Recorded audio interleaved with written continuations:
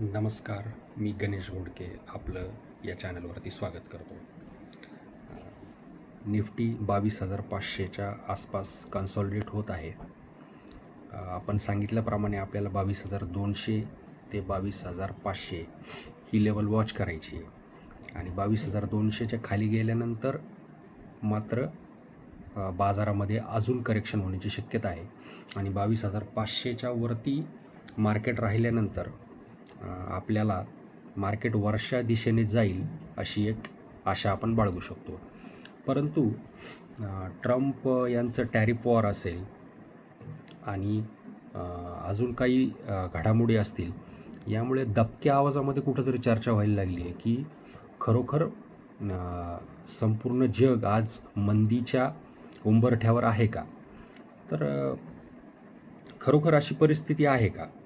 तर यासाठी आपण भारतीय बाजाराच्या मागच्या 25 वर्षाचा इतिहास थोडक्यात पाहूया. 1992 साली Harshad Mehta led bull market start झालं होतं आणि त्या बुल मार्केटचा एंड झाला 2000 सालच्या .com बबलमध्ये. त्यानंतर 2003 ते 2007चं भारतातलं सगळ्यात मोठं बुल रन चाललं आणि त्याला mother of all boule market असं म्हटलं जातं आणि त्या बुल मार्केटचा अंत झाला 2008 साली लेमन ब्रदर क्रायसिसमध्ये. त्यानंतर आपण पाहिलं 2016-17मध्ये मिड कॅप आणि स्मॉल कॅपमध्ये प्रचंड मोठी रॅली आपण अनुभवली आणि 2020मध्ये कोरोना जो अनएक्सपेक्टेड होता, जो कुणालाही माहीत नव्हता, त्या काळामध्ये मार्केट 12,400वरून अतिशय शार्प डिक्लाईन होऊन 7,500वरती आलेलं पाहिलं आपण आणि त्यानंतर कोरोनानंतर मागच्या 3-4 वर्षामध्ये आपण अभूतपूर्व अशी रॅली अनुभवली आणि या प्रत्येक रॅलीचं वैशिष्ट्य हे होतं की जेव्हा जेव्हा मार्केट पडलं त्यानंतर एक वेगळंच सेक्टरनी लिडरशिप घेतली आणि मार्केट पुढं आलेलं आहे. प्रत्येक वेळेला आपण पाहतोय. तर यावेळेला खरोखर भारतामध्ये अशी परिस्थिती आहे का? एक तर भारताचे मॅक्रोज इम्प्रूव्ह होत आहेत. CPI, IIP डाटा हे चांगले येत आहेत. त्यामुळे RBIला रेट कट करण्यासाठी योग्य परिस्थिती निर्माण झालेली आहे. त्यामुळे आज तरी असं कुठलंही कारण दिसत नाही की मंदी येईल म्हणून. टॅरिफ वॉरचा जर विचार केला तर टॅरिफ वॉरमध्ये सुद्धा कुठलीही सुसूत्रता नाही आहे.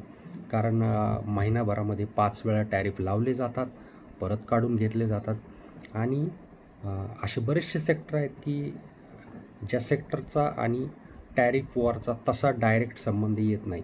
त्यामुळे ते सेक्टर आता इथून पुढं लिडरशिप घेऊ शकतात. त्यामुळे जर मंदीची परिस्थिती नाही आहे तर मग कुठले सेक्टर या रॅलीमध्ये लिडरशिप घेऊ शकतात? तर बँकिंग आणि फायनान्स सेक्टर यामध्ये रॅलीला लीड करण्याची नक्कीच आपल्यामध्ये क्षमता आहे. त्यामध्ये प्रायव्हेट सेक्टर बँकिंग आणि काही चांगले NBFCकडे आपण पाहू शकतो. आणि कालच दीपम सचिव यांचा इंटरव्ह्यू मी पाहत होतो, तर त्यांनी सांगितलं आहे की सरकारी कंपन्या मागच्या वर्षीपेक्षा यावर्षी 10% जास्त डिव्हिडंड देणार आहेत. तर जे कन्झर्वेटिव्ह इन्व्हेस्टर आहेत, ज्यांना टाईम टू टाईम ज्यांना पैशाची गरज असते, जे सिनियर सिटिझन्स असतील, त्यांनी या कंपन्यांकडे पाहायला हरकत नाही. तर ज्या वेळेला मार्केट पडलं आहे त्याच्यानंतर एका नवीन बुल मार्केटची सुरुवात झालेली आहे. तेव्हा सप्टेंबरपासून जे मार्केट पडतं आहे आणि आता सध्या कुठंतरी ते साईडवेज आणि कन्सॉलिडेशनच्या फेजमध्ये आहे. आशा करूया की इथून पुढे मार्केट नक्कीच वाढेल आणि सर्वांचे पोर्टफोलिओ परत एकदा ग्रीन होतील. तर आपणा सर्वांना होळीच्या शुभेच्छा देतो आणि तुर्तास थांबतो. धन्यवाद.